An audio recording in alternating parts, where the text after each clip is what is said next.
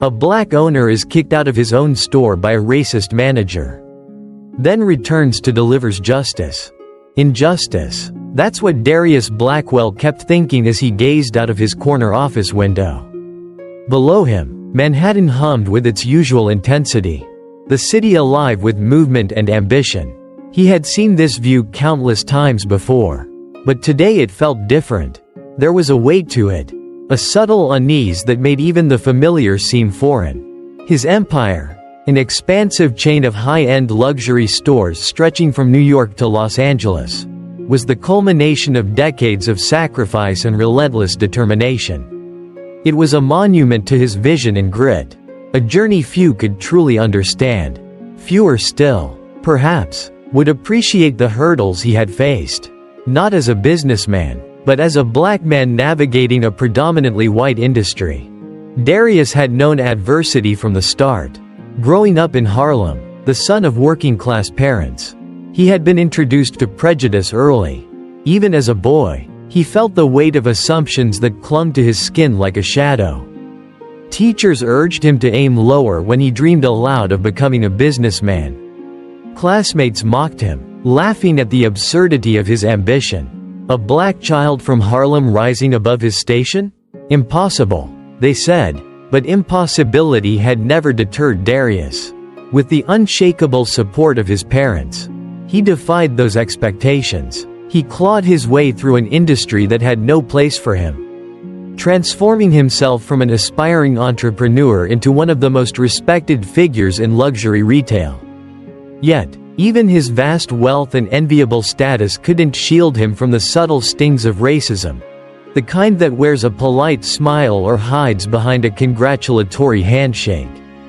He had come to expect it. A raised eyebrow, a dismissive glance, the extra scrutiny whenever he dared to tread where people thought he didn't belong. It was infuriating but manageable. What he couldn't accept, what he wouldn't accept, was the idea that his success, his life's work, could become a platform for the very prejudice he had spent his life fighting against. And yet, that's exactly what seemed to be happening. For weeks, whispers had reached his ears about Ethan Caldwell, the manager of one of his flagship stores in Soho. Darius had heard it from employees, from customers, a growing murmur about a toxic atmosphere. Ethan, they said, was running the store as if it were his personal domain, catering to wealthy clients while quietly turning away those who didn't meet his idea of a luxury customer.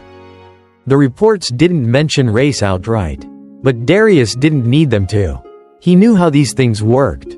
He always had, and so, there he stood, fingers steepled beneath his chin, replaying the allegations in his mind. He had built his brand on the belief that luxury should be inclusive. A space where anyone, regardless of background, could feel welcome. His staff had been trained to uphold those values. So how, he wondered, had Ethan slipped through the cracks? There were explanations, of course. Complaints had been made, but Ethan's performance numbers were exemplary. He maintained strong relationships with high-profile clients, and the revenue his store generated was undeniable.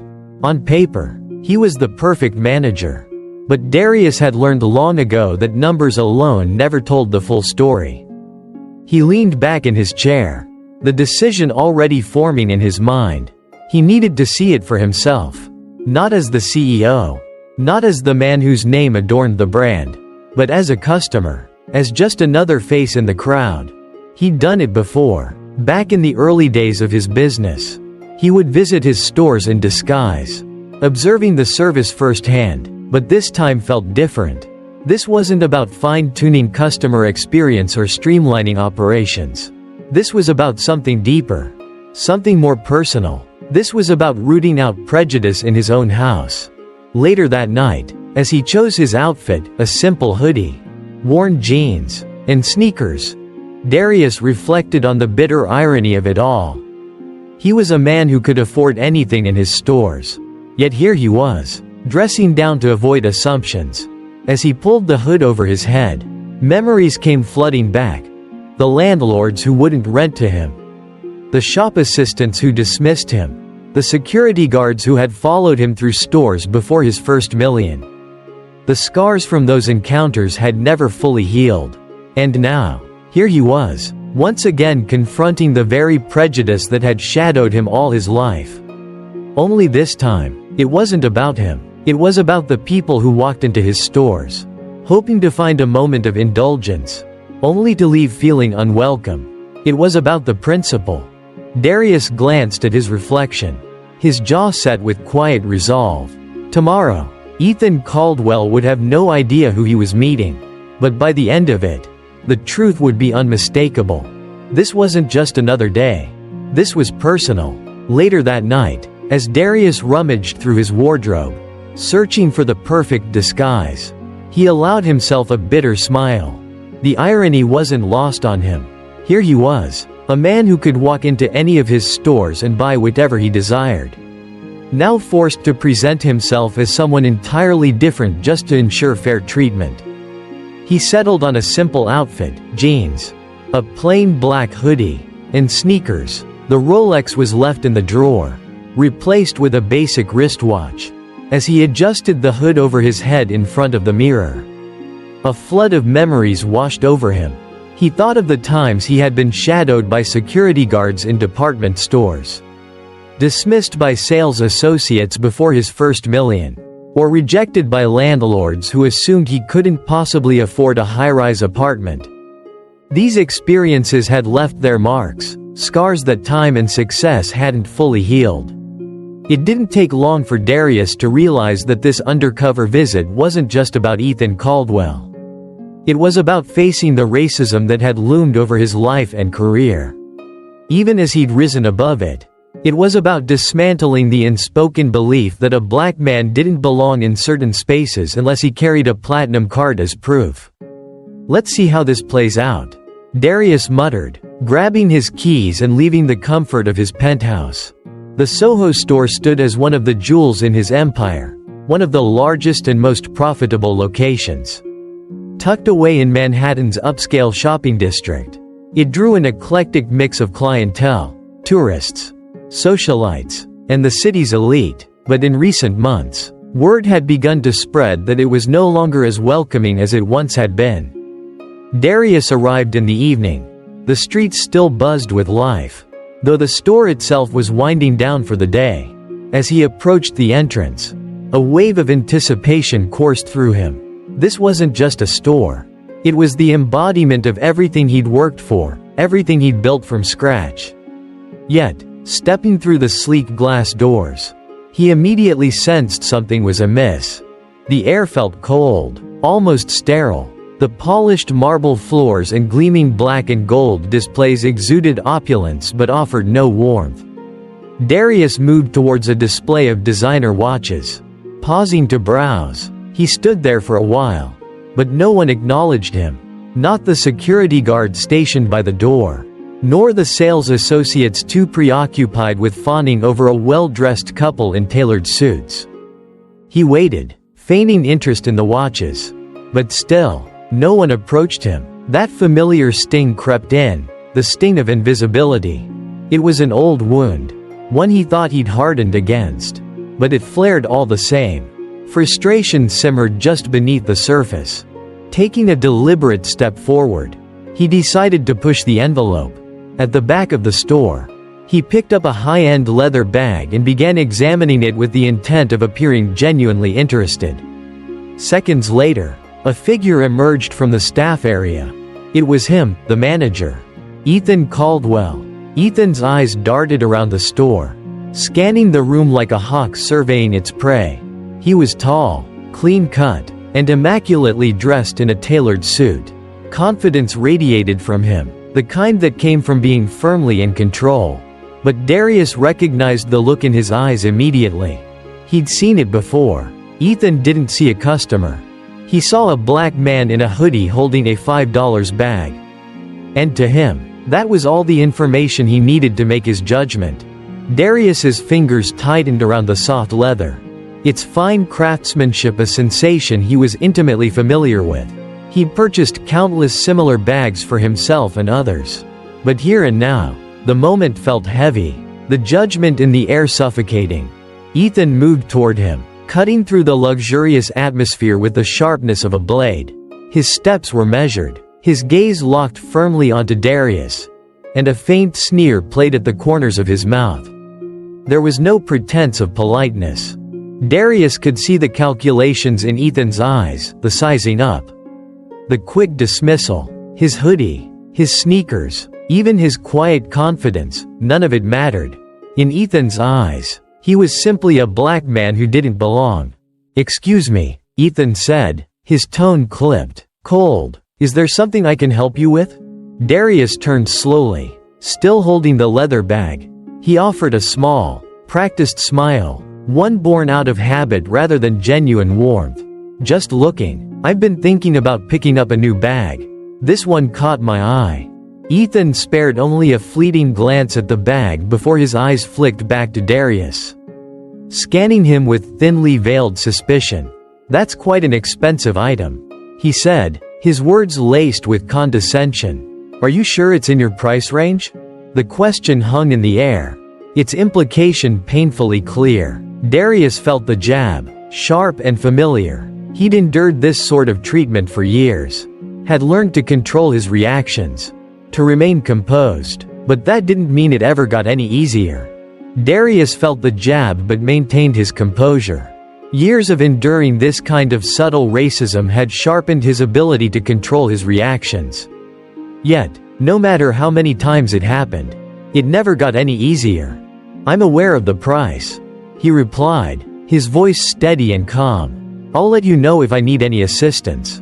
Ethan didn't budge. Instead, he crossed his arms over his chest and leaned slightly forward, an unmistakable gesture of dominance. "Well, I just want to make sure you understand," he said, his tone clipped and authoritative. "This isn't the kind of store where you browse for fun. It's a high-end establishment, and we expect serious customers." Darius inhaled slowly, his grip tightening around the bag's handle. "I think I know what kind of store this is," he said quietly, meeting Ethan's gaze with unwavering calm. The tension in the air thickened, like an invisible cord pulled taut between them. Ethan glanced around the store, as if seeking support from his staff. Darius noticed the unease in the eyes of the sales associates nearby. They were watching, their curiosity evident, but none of them stepped forward. The silent complicity was familiar, too familiar. "I'm going to have to ask you to leave," Ethan said after a pause, his voice low and deliberate. "We don't allow loitering, and if you're not here to buy something, you're wasting my time." For a long moment, Darius simply stared at him. This wasn't the first time he had been asked to leave a store. This moment was an echo of so many others he had endured throughout his life. But this time was different. This wasn't just any store. This was his store. He owned it. The irony of the situation almost made him laugh, though there was nothing humorous about it. Anger bubbled beneath the surface, his blood boiling as the urge to lash out surged. But this wasn't the time. This wasn't the moment. He had come here for the truth, and now it was staring him in the face, embodied in Ethan Caldwell's smug expression. With deliberate care, Darius set the bag back on the shelf, adjusted his hoodie, and straightened his posture. He nodded once, more to himself than to Ethan, and turned to leave. As he walked away, he could feel the weight of judgment clinging to him, the unspoken condemnation from the staff following him like a shadow. Yet, he didn't falter. "Have a nice day," Ethan called after him, his voice dripping with sarcasm. Darius didn't need to turn around to hear the smirk in his words. Outside, the crisp evening air of Soho hit him like a cold slap. He stood for a moment on the bustling sidewalk, letting the tension drain from his body. It took every ounce of restraint not to turn back, walk into the store, and reveal who he really was. He could already picture Ethan's face, twisting in horror as he realized he had just thrown out the owner of the entire chain. But Darius knew better. He was a businessman, and a good businessman never acted on impulse. Timing was everything. His phone buzzed in his pocket, pulling him from his thoughts. It was a text from his assistant. "Lauren, reminding him of the board meeting scheduled for the following morning. Darius allowed himself a small, knowing smile. He was already imagining Ethan's expression when he walked into the store the next day, not as an unassuming shopper, but as the CEO. That night, as Darius sat at his dinner table, the day's events played over and over in his mind. He pushed his food around his plate, unable to ignore the memory of Ethan's condescending smirk. This wasn't just about Ethan, though. It was about what Ethan represented. It was bigger than one prejudiced manager. This was a reminder, sharp and unwelcome, that no matter how many millions he earned, no matter how much success he achieved, there would always be those who viewed him as lesser. Men like Ethan Caldwell, who would never imagine that someone like Darius could be their boss, let alone the owner of an empire. He set his fork down and wiped his mouth with a napkin, his resolve hardening. Tomorrow, things would change. The next morning, Darius arrived at his corporate office early. He wore one of his finest suits, a crisp navy masterpiece that fit him perfectly, accentuated by polished leather shoes that gleamed with authority. He felt powerful, not just because of his appearance, but because of the purpose driving him forward. He had built his company from nothing, pouring every ounce of himself into its success. And no one, not Ethan Caldwell or anyone else, was going to take that away from him. "Lauren," Darius said, stepping into his office, "let Ethan know I'll be visiting the Soho store this afternoon. I want him and the entire staff ready for my arrival." Lauren nodded, a knowing smile tugging at her lips. She didn't ask questions. She knew Darius well enough to understand that when he was in this kind of mood, something significant was about to happen. By noon, the Soho store was alive with a nervous energy. The staff had been informed that Darius Blackwell, the elusive CEO of the chain, would be paying a personal visit. Ethan, ever the showman, had thrown himself into overdrive, ensuring every detail of the store was flawless. For Ethan, this was an opportunity to impress the man who controlled his future. He had no inkling of what was to come. When Darius arrived, the change in the store's atmosphere was unmistakable. The very same staff who had ignored him the day before now stood at attention, their smiles broad and voices overly enthusiastic. Ethan was at the heart of it all, barking orders like a drill sergeant, orchestrating the scene to perfection. Dressed in his signature slim-fit suit, Ethan looked every inch the polished manager who catered to Manhattan's elite. But as Darius stepped through the doors, clad in a tailored suit this time, a subtle shift occurred. Ethan's confident smile faltered. Just for a moment, his eyes scanned Darius's face. And for a fleeting second, recognition flickered. The manager, however, quickly dismissed the thought. To him, this was a different man, a man worthy of respect. Unlike the hoodie-clad stranger from the day before. "Mr. Blackwell," Ethan said, his voice beaming with practiced charm, stepping forward with an outstretched hand. "Welcome to the Soho store. We've been expecting you." Darius shook his hand, the weight of the moment settling between them like a live wire. Ethan didn't recognize him, not yet. "I've heard a lot about this location," Darius said, his voice calm and composed. "I wanted to see how things are running here." Ethan puffed out his chest, visibly pleased to have the CEO's attention. "We run a tight ship here. Our clients expect nothing but the best. And we make sure to deliver." "I'm sure you do," Darius replied, his eyes sweeping over the store, noting the staff's sudden eagerness to serve. "But I had an interesting experience here yesterday. You see, I came in looking for a new bag, and I didn't get quite the warm welcome I was expecting." Ethan's smile wavered. "Oh, I'm sorry to hear that. Perhaps it was a misunderstanding." "There was no misunderstanding," Darius said, his gaze locking onto Ethan's. "You personally escorted me out of the store." The color drained from Ethan's face as the truth began to dawn. His eyes widened, and he instinctively took a small step back. His polished composure began to crack. I didn't realize." Darius let the silence linger, the weight of it pressing down on both of them. "Now you do," he said quietly. He watched as horror swept over Ethan's face, dismantling his once confident demeanor in real time. Darius had expected this moment, but now that it was here, he felt no triumph, no satisfaction, only the heavy weight of reality. This wasn't about humiliating Ethan or exacting revenge. It was about setting things right, not just for himself, but for every customer who had been treated the same way. Ethan stammered, his words tumbling over one another as he tried to recover. I didn't realize it was you. If I had known.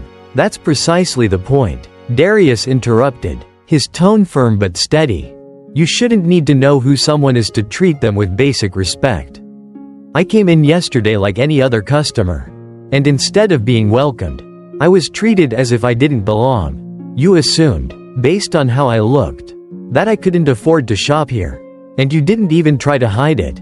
Ethan stood frozen, his face a mix of embarrassment and fear. For a moment, there was nothing but the quiet hum of the store around them, as if the world itself was waiting to see what Darius would do next. Ethan's face flushed a deep red, a mix of embarrassment and fear. He glanced nervously around the store, noticing the staff watching from a distance, their curiosity thinly veiled. Darius could see the panic in his eyes as the weight of the moment settled. Ethan's future was teetering on the edge. I can explain, Ethan stammered, his hands trembling slightly. There was a misunderstanding. We've had issues with people coming in just to browse, and sometimes we have to be more selective with our attention. Darius shook his head firmly, cutting him off. Selective with your attention, that's an interesting way to put it. Let me tell you something, Ethan. I built this company from the ground up. I didn't inherit it. I wasn't handed it on a silver platter. I earned every bit of it. And I did it by believing that luxury isn't just for the wealthy elite. It's for anyone who values quality and is willing to invest in it. Ethan swallowed hard, his eyes darting anxiously to the staff, who were still quietly observing. He clearly hadn't anticipated the turn of events, and Darius could see the desperation in his expression as he scrambled to find a response that might salvage the situation. Mr. Blackwell, I understand. Ethan stuttered, his voice shaky. I made a mistake. I didn't recognize you, and I was wrong to treat you that way. Please, just give me a chance to make it right. Darius took a deep breath, letting the silence linger for a moment. The weight of Ethan's words hung in the air, hollow and insubstantial, like a man clutching at something already slipping from his grasp. Darius could have ended it there, firing Ethan on the spot and walking away, leaving him to deal with the consequences. But this wasn't about punishment. It was about ensuring the lesson was learned, not just by Ethan, but by everyone. Here's what we're going to do, Darius said, his tone measured and deliberate. I'm not going to fire you, Ethan. That would be too easy. You'd leave here without learning anything. And at the next place you worked, you'd likely repeat the same mistakes. Ethan's eyes widened, a glimmer of hope flashing briefly as though he might be spared. No, you're going to stay, Darius continued, his voice low but unyielding. You're going to work here until the end of the month. During that time, you will personally greet every single customer who walks through that door. You'll offer them the same level of service you would give to one of your high-profile clients. And you'll do it with a smile on your face, no matter who they are or what they look like. Ethan blinked, visibly taken aback. But, Mr. Blackwell, Darius raised a hand, silencing him. You're going to learn what it means to treat every customer with respect. If you can't do that, then you'll be let go. And I'll make sure no one in this industry hires you again. I'll personally see to it. Ethan's mouth opened and closed like a fish gasping for air, his thoughts flailing for an adequate response. The weight of Darius's words pressed down heavily on him, leaving his face flushed and his hands trembling. Slowly, he nodded. I understand. I'll do whatever it takes. Darius gave a single nod. Good. Now, if you'll excuse me, I have other matters to attend to. Without another glance, Darius turned and walked toward the back of the store. There, his regional manager, Rebecca Hill, stood waiting. Rebecca had been with him since the beginning, a no-nonsense woman who had played an instrumental role in helping Darius build the business. She had observed the entire exchange, her arms crossed and a small, approving smile tugging at her lips. "Nice job," Rebecca said as Darius approached. Darius sighed, shaking his head. "I didn't do it for satisfaction. It's exhausting. You know, this isn't the first time I've dealt with this. And it won't be the last." Rebecca nodded, her expression softening. "You're right, but what you did just now, it's a statement. Not just to Ethan, but to the rest of the staff and the customers. You're showing them that this kind of behavior won't be tolerated." Darius exhaled deeply, letting her words sink in. He knew she was right, but the weight of the moment still lingered heavily on his shoulders. Darius glanced around the store, noting how the other employees were still buzzing with nervous energy. Their eyes were on him, some curious, others anxious. He could feel it, the ripple effect of what had just happened. It was a moment that would travel through the company. A moment that mattered. "We need to do more," Darius said, his voice firm. "This can't be just a one-time thing. I want a company-wide diversity and inclusion training program implemented. Every manager, every staff member, everyone needs to be on the same page about how we treat people, no matter their background." Rebecca smiled knowingly. "I've been waiting for you to say that. I'll start working on it immediately." Darius nodded. "And keep an eye on Ethan. If he slips up even once, I want him gone." Rebecca chuckled softly. "I don't think he'll risk it after today." Darius allowed himself a faint smile. But the weight of the day lingered. He had done what needed to be done. Yet it didn't erase the frustration of having to fight the same battle over and over. For years, he had worked to prove himself in an industry that never expected him to succeed. But no amount of success could fully shield him from the persistent ugliness of prejudice. As he stepped out of the store, the afternoon sun bathed Soho in its golden light, casting long shadows on the busy streets. People bustled past him, oblivious to the battle he had just fought inside. To them, he was just another man in a suit. But to Darius, this day was far from ordinary. It was a stark reminder that the fight for respect and equality was still ongoing. That evening, Darius returned to his penthouse, his mind still spinning with the events of the day. He poured himself a glass of whiskey and settled by the window, watching the city lights shimmer in the distance. The satisfaction of setting things right was there, but it was overshadowed by the realization that there was still so much more to be done. His phone buzzed. It was a message from Rebecca. "Training program outline is in progress. We'll get this done." Darius smiled faintly and set the phone aside. It wasn't just about what had happened with Ethan.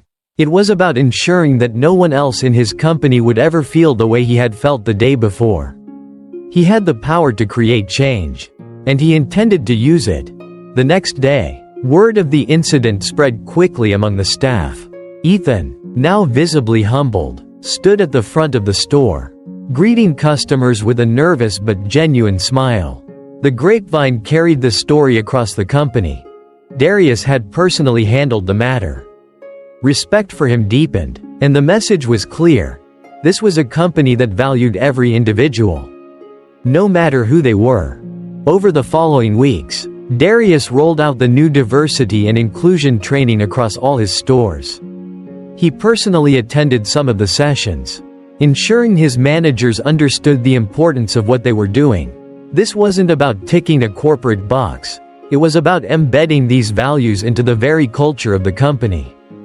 The impact was immediate. Employees who had once felt marginalized began to speak up, sharing their experiences and, for the first time, feeling truly heard. The training sessions sparked honest, sometimes uncomfortable conversations about race, privilege, and bias. Darius could feel the shift within his organization. Yet, even with all the progress, Darius knew the work was far from over. Equality wasn't something achieved overnight, nor could it be solved by one man alone. But he had done his part, and he would continue to do so, leading by example and ensuring that his stores were spaces where everyone felt welcome. Weeks later, Darius found himself back in Soho. This time, there was no fanfare, no plan, and no disguise. He strolled into the store dressed casually in jeans and a t-shirt, just as he had on that first day. But now, the atmosphere had changed. The staff greeted him warmly, their smiles genuine, treating him with the respect every customer deserved. They didn't recognize him at first, and that was the point. It didn't matter who he was. He wandered through the displays at his leisure. At the watch section, a young sales associate approached him. "Good afternoon, sir. Can I help you with anything?" she asked, her tone polite and professional. Darius smiled. "Just browsing, thank you." As he moved through the store, his eyes landed on Ethan. The manager still held his post, but his demeanor was noticeably subdued. When Ethan spotted Darius, his face flushed slightly, but he didn't panic this time. Instead, he gave a respectful nod, his expression one of quiet acknowledgement. Darius returned the nod and continued browsing. The change had taken root, and while the memory of what had happened lingered, he knew he had done the right thing. The company was better for it, and so was he. As Darius stepped back onto the vibrant streets of Soho, a sense of peace washed over him. He had built his empire to be a beacon of quality and excellence. But now, it stood for something even greater: respect and dignity for all. If you enjoyed this story, I am confident the next one will touch your heart. Don't forget to subscribe, press the like button, and click the notification bell. Thank you, and see you in the next one.